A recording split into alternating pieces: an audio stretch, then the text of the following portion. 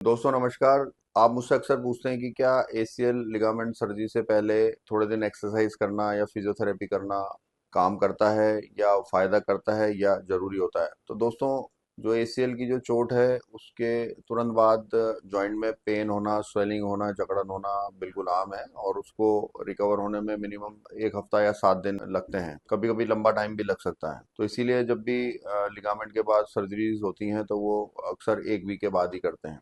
Operation करने से पहले हम ये देखते हैं कि जॉइंट नी जॉइंट का मूवमेंट कितना है, और अगर वो अच्छा है या लगभग पूरा है तो उसमें पोस्ट ऑपरेटिव पेशेंट को एक्सरसाइज करने में थोड़ा सा आसान होता है और उसकी रिकवरी भी फास्टर होती है। इसके अलावा जो जांग के जो मसल्स हैं, जो जांग की मांसपेशियां हैं, क्वाड्रिसेप्स, हैमस्ट्रिंग्स हैं, उसमें भी एक मिनिमम स्ट्रेंथ होना बेटर होता है। अक्सर चोट लगने के बाद पेशेंट खुद से एक्सरसाइज करने में थोड़ी सी दिक्कत का सामना करता है, इसलिए हम लोग रिकमेंड करते हैं कि फिजियोथेरेपिस्ट की हेल्प के साथ नी का मूवमेंट स्टार्ट किया जाए।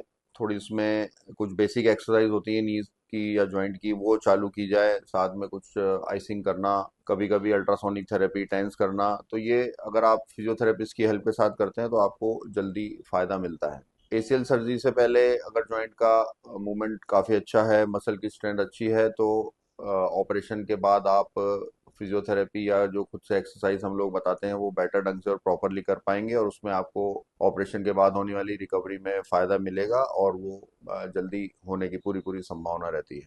इसके अलावा जब ऑपरेशन के बाद हम किसी को एक्सरसाइज सिखाते हैं तो उसमें पेशेंट को अक्सर थोड़ी सी दिक्कत आती है, इसलिए हम लोग पेशेंट को ऑपरेशन से पहले ही फिजियोथेरेपी की या एक्सरसाइज की क्लासेस लेते हैं, और उससे ऑपरेशन के बाद वो उनको एक्सरसाइज करने में आसानी होती है।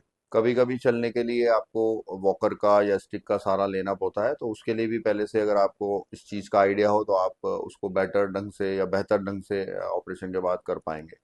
तो इसलिए दोस्तों, जो मैं अक्सर जो मेरे पेशेंट्स को मैं रिकमेंडेशन करता हूँ, यही करता हूँ कि अगर आपका एसीएल या कोई भी लिगामेंट, चाहे वो नी जॉइंट का हो या शोल्डर का, एंकल का हो, उसके पहले अगर आप प्रॉपर एक्सरसाइज कर पा रहे हैं, फिजियोथेरेपिस्ट की मदद से कर पा रहे हैं, या फिर आपने अगर उसको सीख भी ली है, अगर प्रॉपर आपको पेन की वजह से नहीं हो पा रही तो भी उसको अगर आप सीख सकते हैं तो वो आपके लिए बेटर रहेगा और रिकवरी में आपको सहायता करेगा। तो दोस्तों, इसीलिए अगर आपका नी जॉइंट ऑपरेशन से पहले जाम हो रहा है और मुड़ नहीं रहा है तो फिर हम लोग उसको पहले फिजियोथेरेपी से मुड़वाते हैं, उसके बाद ऑपरेशन करते हैं। अगर फिर भी आपको कोई जानकारी चाहिए तो आप हमारे व्हाट्सएप नंबर पर मैसेज डालकर और हमारे जवाब का इंतजार कर सकते हैं। नमस्कार, जय हिंद।